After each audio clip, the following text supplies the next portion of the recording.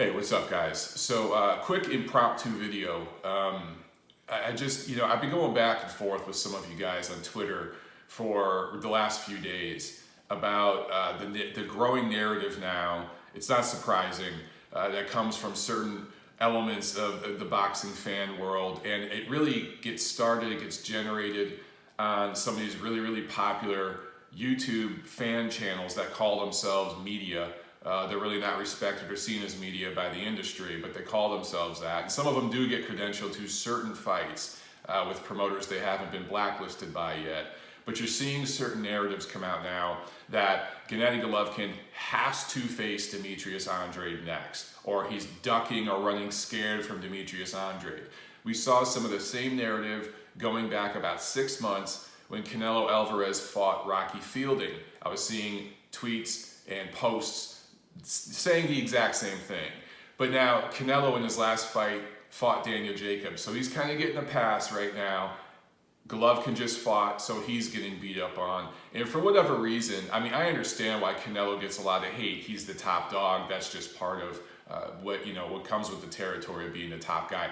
But for whatever reason, Golovkin has just gotten a bunch of illogical hate over the years. And I'm seen as a Golovkin defender or whatever, but look, I criticize Golovkin when necessary, and then I just try to provide logic and reason in situations where I think he's being illogically targeted.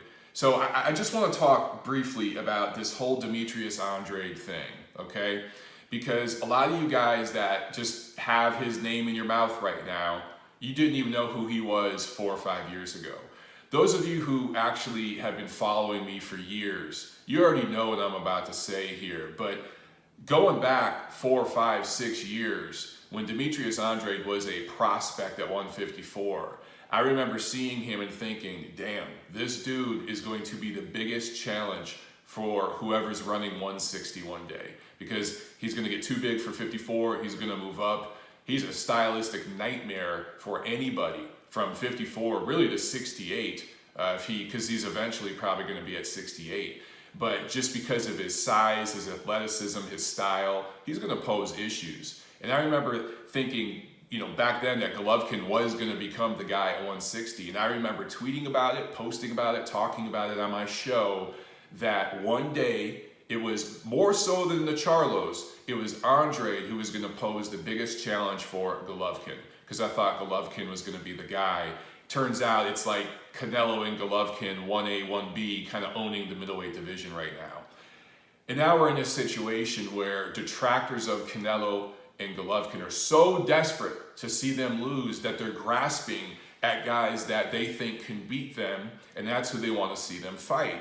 And that right now, everyone finally knows who Demetrius Andrade is, and suddenly they want Golovkin, especially Golovkin, but also Canelo, to fight him. And they're justifying doing that fight before the big rubber match, which anybody who understands the boxing business knows that rubber match is coming first. But they're saying that Canelo and Golovkin, and especially DAZN, who needs the revenue and the subscribers, should forfeit the biggest fight that's available right now in all of boxing. And make no mistake about it, commercially, a Canelo-Golovkin rubber match is bigger than right now a fight, the rematch between Ruiz and AJ. It's bigger than AJ and Wilder would have been had that happened now if AJ was still undefeated. It's bigger than Spence and Crawford. I'm talking commercially. It makes the most international, global money. It's the biggest fight still in the sport. Everybody knows this who understands the sport and has been following it for more than a few years, okay? And they're trying to justify, these detractors, justify foregoing that fight and going into an Andrade fight because he has a title, which is pretty illogical, because these are the same fans who are trying to defend this paper title that Andrade has. These are the same guys who will bitch about the WBO, the IBF, the WBC, the WBA, whenever they pull some of their idiocy, because they have a lot of idiocy, all of them do it, when it goes against the agenda these fans have. When it works for their agenda, they're pushing the sanctioning body, the titles, the ratings, all this stuff. When it goes against their agenda, they're criticizing it, okay? And you guys know me, I'm one of the few members of the press that routinely and honestly talks about the sanctioning bodies in a real way. A lot of media members are scared to do that because they lose access, right? You guys have seen me bash the shit out of just about all of them at some point.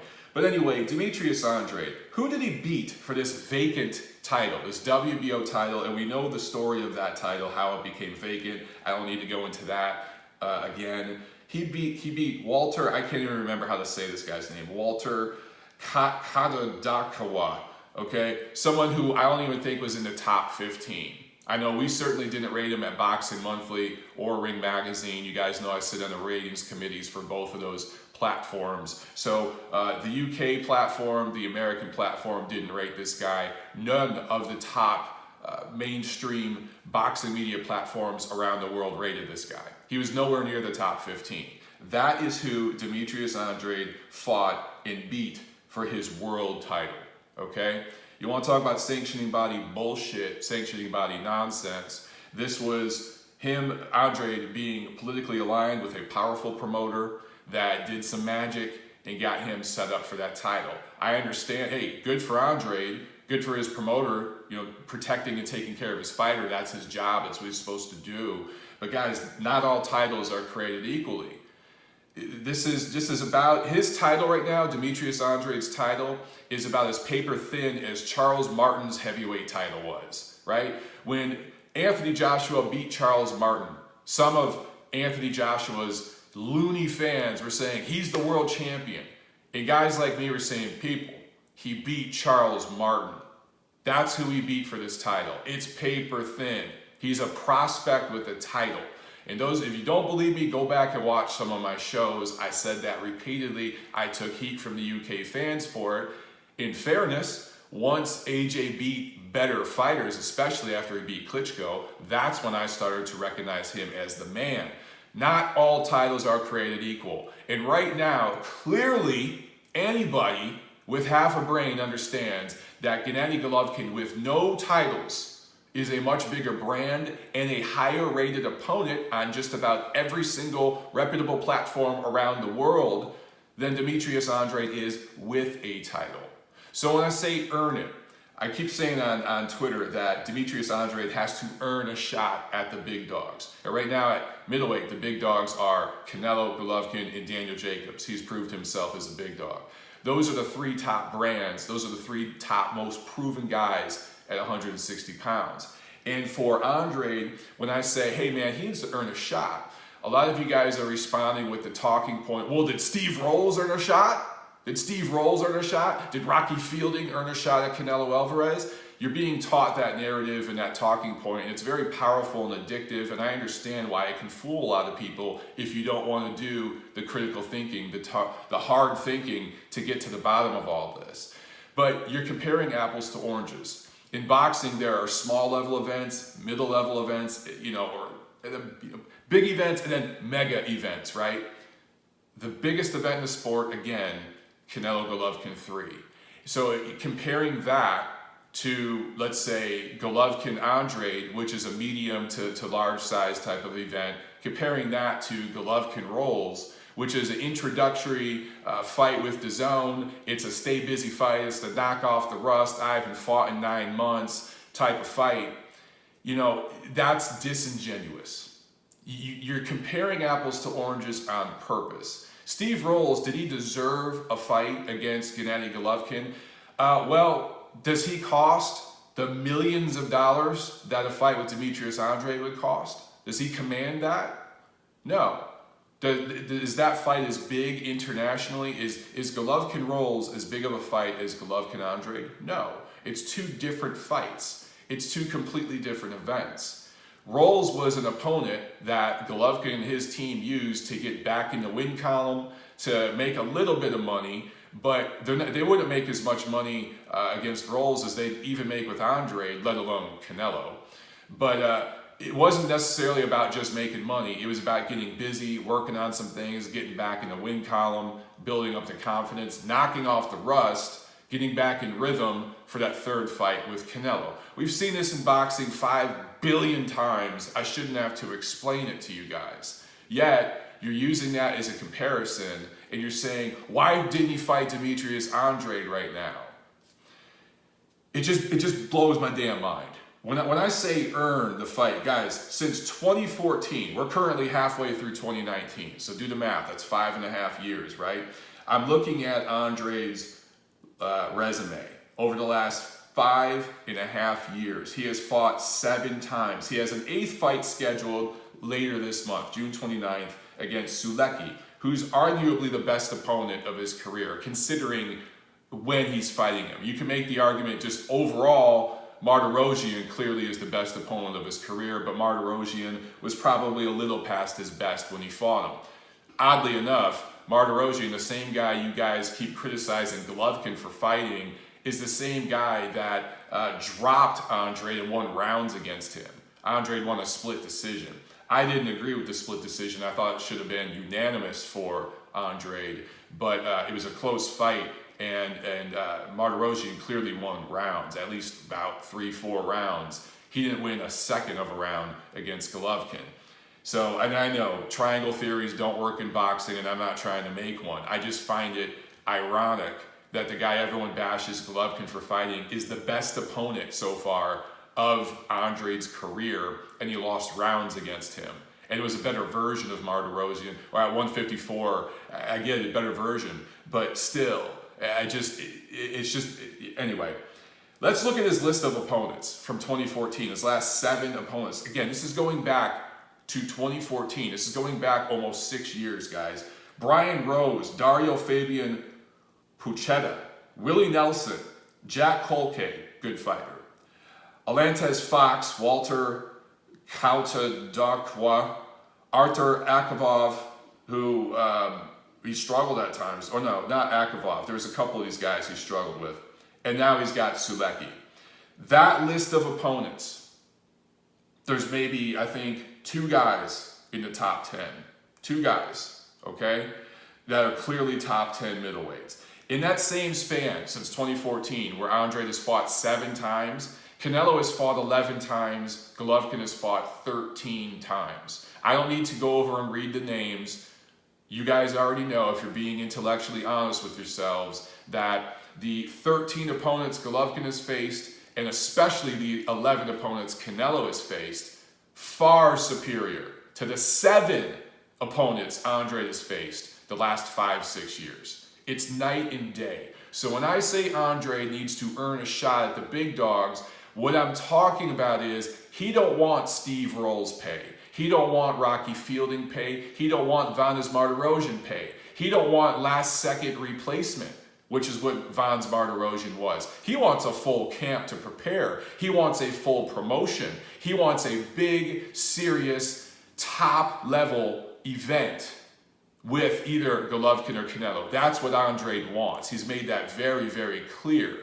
If that's what he wants, he's got to earn that. If he just wants a shot at one of those guys for $500,000, which Rolls didn't even get that, but I'm just saying, if he wants that level of fight, he can get that with either of those guys. But it's very, very clear Demetrius Andrade wants that career-high payday, millions of dollars, a big event that's promoted the way DAZN promoted Canelo and Jacobs, you know, with the preview show and all the hype and months of promotion, a tour at various cities around the world, right? It probably just wouldn't be in America. They'd probably go down to Mexico City, right? To do the promo, to do the media promo for that fight. He wants that level of fight. So that is a different structure, guys, and you got to earn that. You got to, if DAZN is paying a certain amount of money, they need to be able to do the math and figure out, can we generate this amount of money with subscriberships, sponsorships? We put it in Vegas, we get the casinos involved. Can we generate this amount of money? Right now, the fight that generates the most amount of money is Canelo Golovkin 3, which is really a rubber match because clearly Golovkin won the first fight, second fight could have went either way. Some of you guys have fatigue on the Canelo Golovkin thing, and I understand that, but the majority of casual fans still feel it's undecided, and that mainstream sports media would buy all into that fight as well, right? So DAZN would get all this promotion from the Stephen A. Smiths of the world, the Max Kellermans of the world, guys who are casual fans who don't really follow the sport very closely, but have big followings. So they'll talk about that fight, right? They're not going to talk about Golovkin Andrade the same way. Now I say all this, and I follow with the fact that I want to see Andrade fight Golovkin. I want to see Andrade fight Canelo. I want to see Andrade fight Jamal Charlo. I want to see him fight Daniel Jacobs. I want to see him fight the top guys. But I'm not stupid, and I understand that no one's going to let Andrade get in the way of preventing Canelo Golovkin 3. Now, some of you guys will bring up the fact that Canelo fought Daniel Jacobs around Cinco de Mayo. And you're like, well, if Canelo can fight Jacobs in Cinco de Mayo, why couldn't Golovkin, coming off a layoff, fighting in June, fight Andrade? Again, you're being disingenuous and you're comparing apples to oranges and you're doing a lot of mental gymnastics here. If Canelo, the premier brand in boxing, but most specifically the premier Mexican fighter of his generation, is fighting on Cinco de Mayo in Vegas and they're charging thousands of dollars a ticket, he can't fight Rocky Fielding. He's got to fight a top guy. That's why they fought Daniel Jacobs. And at that point, they didn't know when they signed that fight. They didn't know exactly what Golovkin was going to do. He hadn't decided yet, all right, when that fight was agreed to with Daniel Jacobs. So they were moving forward with their business and they needed a top name. And at that time, Daniel Jacobs, and still, is a much bigger name and a more proven guy who brings more money to the table, more economic power and legitimacy than Demetrius Andrade, okay? And that's why they fought him then. You can't compare that to Golovkin making his comeback in the middle of June against a guy just trying to build up hype for the rubber match with Canelo. Now, if Golovkin was fighting around Cinco de Mayo in Vegas, charging thousands of dollars a ticket, and fighting Steve Rolls, I would be the first to talk shit. Believe me. And I've done it before. I even said repeatedly on Twitter, if you guys, again, those of you who follow me, you know this, that Golovkin Rolls is a tough sell. I said that, and I said I didn't love the fight. It's a tough sell. But in the end, I understand it from a business point of view. And a lot of you guys are just very impatient and you're not objective and consistent with some of your opinion. You're letting agendas and feelings get in the way of logic and reason, particularly when it comes to the business side of boxing. So clearly what we're going to get next, the next big fight between for Canelo or Golovkin, their next big fight will likely be the rubber match. Not only because it generates money for them, but the folks at DAZN, they're writing the checks. He who writes the checks controls the narrative. So they are going to, even if Canelo and Golden Boy, and they've been talking a lot of shit, it's clear that they might want to move in a different direction. They don't want to give Golovkin all that money again because now there's all this beef between those camps. But the executives at DAZN are going to sit Eric Gomez and Oscar De La Hoya and Tom Loeffler in a room, and they're going to say, look, guys, we need subscribers. We need money. See this fine print in the contract you signed? Yeah, if you want to make X amount of money that's reported in the media, you got to do X, Y, Z. That's how these contracts work. You guys out there, you see these numbers that media members report because it's so big and dazzling and it's clickbait and it gets you interested. What they don't report is the fine print in those contracts. That there are certain things that have to take place for the fighters to get anywhere near that reported money. It's not just guaranteed thrown on the table. Certain things have to take place. That's why those contracts are so convoluted. If you look at the contracts, they're like that thick. They're like the tax code, the American tax code. It's crazy. And trust me, these people at DAZN are smart. And they have their lawyers and analysts come in and they make sure that those contracts are layered and structured a certain way. And if Canelo wants to make the most amount of money, if Golovkin wants to make the most amount of money, they got to go do that rubber match next. Now, in the meantime, if Demetrius Andrade really wants his shot at the winner of that fight, he needs to get busy and get exciting. He needs, when he fights Sulecki, another 12-round decision or late 12th round bullshit stoppage, like he had against Akavov, that ain't gonna work. That ain't gonna work. He needs to be exciting, he needs to make a statement, and he needs to get busy. Again, this guy has fought 7 times in almost 6 years. This will be his 8th fight in almost 6 years. That's not enough to get it done. His resume at 160, Alantez Fox, Walter, I'm just going to call him Walter K, Arthur Akavov, and now Maciej Sulecki. Sulecki, good quality opponent. But man, that resume at 160 is dog shit. And I'm looking at, let's see, Jermall Charlo. Jermall Charlo's resume at 160. And by the way, guys, you complaining about Jermall Charlo, the only way he's getting a shot is to do it through the sanctioning body process. And I understand he's trying to do that with the WBC, but that's going to take time if you're working through the sanctioning bodies, especially if you're trying to get a shot at Canelo, which Mauricio Sulaiman will bend over and take it in the ass to protect, okay, or to help out. But not that I think Canelo's at all afraid of Charlo. In fact, I think Canelo would knock out Charlo if they fought right now. Yeah, I'm saying it. But Charlo's 160 resume, Jorge Sebastian Highland, Hugo Centeno Jr., Matvey Korobov, good fighter, but he's how old now? Is he in his 40s yet? He's definitely in his late 30s, and he's been very inactive. I'm looking here, 36, and prior to coming into that fight with Charlo, had fought once in 2 years. Had fought once in 2 years. The one fight he fought was a 6-rounder, a 6-round decision over a journeyman. So Korobov coming into that fight with Charlo, again, you guys can't just look at the name, you gotta look at the context. Coming into that fight with Charlo, had fought once, 6 rounds in 2 years. And Charlo was very lucky to get that decision against Matvey Korobov, right? And now he's fighting Brandon Adams, who nobody is going to sit there and tell me that Brandon Adams rates higher than Steve Rolls. They're pretty much at the same level. So you look at the resumes of Demetrius Andrade and Brandon Adams, or I'm sorry, Jermall Charlo at 160. Have they earned that huge, big money, career, life-changing money type of event with either Charlo or Golovkin? Clearly they have not. So get those names out your mouth if you're talking they deserve a big, big event. And when it comes to Demetrius Andrade having a title and Canelo Alvarez or Gennady Golovkin Canelo Alvarez needs to fight Andrade to unify the division and become undisputed. Does anyone buy that shit?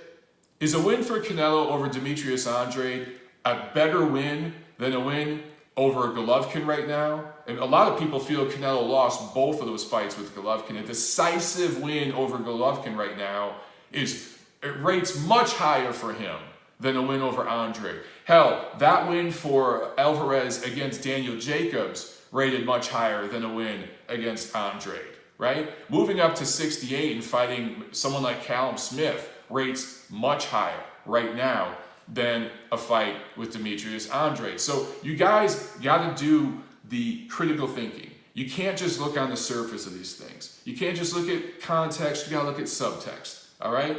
And very, very clearly right now, I understand why you guys want to see the fights, because Andrade would pose, as I said before, a stylistic challenge to Canelo and Golovkin. For the record, I think they both beat him, but he would pose a bigger challenge than Steve Rolls, Rocky Fielding. Of course he would. So I'd like to see the fight. But until the business of boxing will have its way, and that's my whole point to this video, and I know I'm rambling. Guys, I'm going off the cuff. This isn't scripted, all right? Forgive me. But the business of boxing will have its way first. And you guys got to understand, Golovkin and Canelo built up that fight for years. That is a fight series that is years in the making. There's years of history and build up there, and they are going to see that through before any of these other fights happen. So what is the best thing Demetrius Andrade could do in the meantime? Build up hype.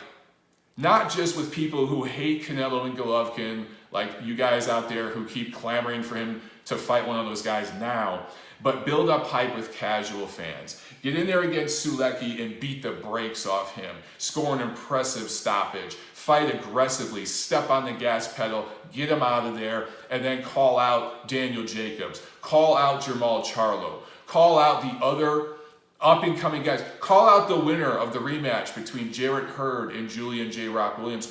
Even if you know that fight ain't going to happen, just call these guys out. Get people talking. Sitting there waiting around for your turn, that's what he's been doing. That's what the Charlos have been doing. That's not how it works. If you want that big mega event, you gotta go earn it, man. You gotta earn it. That's how other fighters have done it in the past, including Floyd Mayweather. You look at that guy and what he did early on in his career to earn the big paydays at the tail end of his career. He put in that work, man. And we're not seeing that right now with Demetrius Andrade and these other guys who just feel entitled because they have an undefeated record or a paper belt that they're just going to get one of these huge fights one day. It will happen for him one day if that's the process he wants to take, if that's the path he wants to take. But it's going to take a while. He's going to have to wait. In the meantime, man, he should be getting busy and fighting and earning it. Remember when everybody and their mother was ducking Gennady Golovkin? Not just avoiding, but like literally paying him money so they wouldn't have to fight him like Miguel Cotto did. Guys like that.